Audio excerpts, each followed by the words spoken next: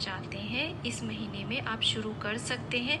जैसे कि आप 16 सोमवार के व्रत शुरू करना चाहते हैं, सोमवार के व्रत शुरू करना चाहते हैं, प्रदोष के, पशुपतिनाथ व्रत शुरू करना चाहते हैं, मासिक शिवरात्रि का आप व्रत करना चाहते हैं, तो आप कोई भी शिव जी का व्रत या फिर किसी अन्य देवी देवता का भी व्रत आप शुरू कर सकते हैं, क्योंकि सावन का पूरा महीना बहुत ही पावन माना जाता है। परंतु इस बार लौंद का महीना यानी कि अधिक मास लग रहा है, तो आप जो शुरू के 15 दिन हैं सावन के महीने, जैसे कि 4 जुलाई से हो रहा है, तो 17 जुलाई के बीच में ही आप कोई भी नया व्रत शुरू कर सकते हैं, क्योंकि 18 जुलाई से अधिक मास लग जाएगा। तो उससे पहले आप कोई भी नया व्रत शुरू कर सकते हैं वर्ष 2023 में।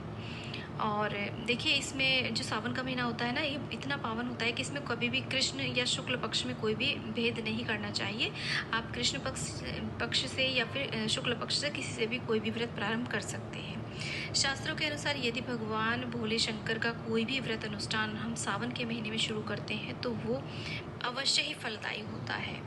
साधारणतया सोमवार को भगवान भोलेनाथ का दिन माना जाता है, इस दिन उनकी पूजा आराधना की जाती है, लेकिन सावन के सोमवार और भी ज़्यादा महान होते हैं, क्योंकि सोमवार और ऊपर से सावन के सोमवार जो कि विशेष फलदायी होते हैं। सावन के महीने में अगर भगवान शिव का व्रत, पूजन, मंत्र जाप, अभिषेक सच्चे मन से पूरी श्रद्धा के साथ यदि हम करते हैं तो भगवान भोलेनाथ बहुत ही शीघ्र प्रसन्न होकर के हमें मनवांछित फल की प्राप्ति कराते हैं। भगवान शंकर बहुत ही भोले हैं, एकमात्र जल के लोटे से भी वो प्रसन्न हो जाते हैं। बाबा भोलेनाथ को अभिषेक अत्यधिक प्रिय होता है, तो भगवान भोलेनाथ को प्रसन्न करने के लिए हमें पूरे सावन के महीने में नियमित रूप से उनका अभिषेक करना चाहिए। अभिषेक आप अपनी सुविधा के अनुसार घर पर भी कर सकते हैं, या फिर आप चाहें तो शिवालय में जाकर के भी कर सकते हैं। वैसे जो सावन का महीना होता है वो इतना विशेष होता है, तो इसमें हमें अवश्य ही शिवालय में जाना चाहिए।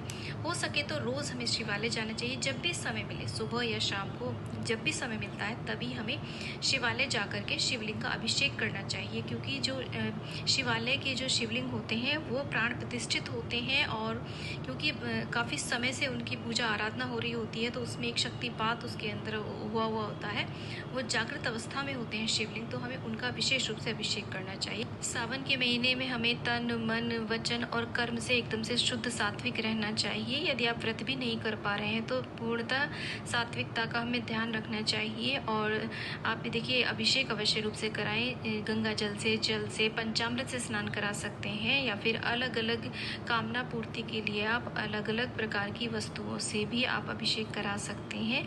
जैसे कि देखिए, यदि हम गाय के कच्चे दूध से हम अभिषेक कराते हैं भोलेनाथ को तो हमारी मनोकामना पूर्ण होती है, संतान के लिए सुख की वृद्धि होती है, और सर्पदंश के दोष से भी मुक्ति मिलती है।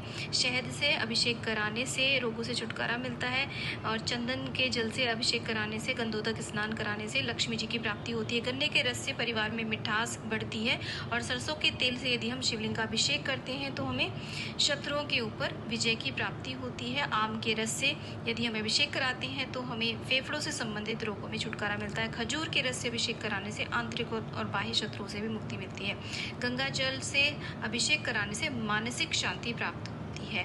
तो इस तरीके से अभिषेक कराएं। अभिषेक कराने के बाद में थोड़ा सा जल हमें शिवलिंग से अवश्य रूप से, अब जो भी हम घर से जल भर के लेकर के जाना है हमें, जब भी हम अभिषेक कराने जाएंगे तो घर से ही हमें जल लेकर के जाना है। ऐसा नहीं है कि मंदिर से ही हम जल भरेंगे, आप कोई भी पात्र में, किसी भी डोलची में ले जा सकते हैं जल को, और अभिषेक करा थोड़ा सा जल हमें उस डोलची में या उस जो लोटा हम लेके गए उसमें ज़रूर लेकर के आना है घर को वापस।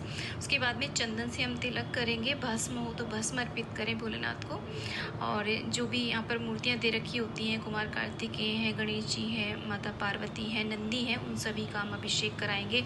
उनको भी हम टीका करेंगे, भोलेनाथ को हम भस्म अर्पित करेंगे।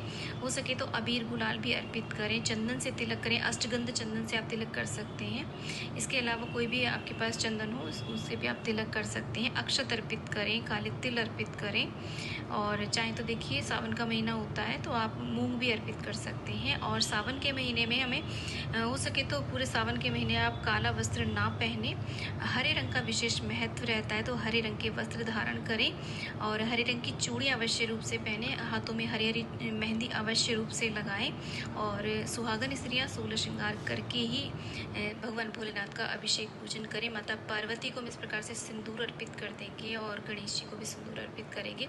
सभी देवी देवताओं को हम टीका करेंगे। भगवान भोलेनाथ पर हम सिंदूर अर्पित नहीं करेंगे।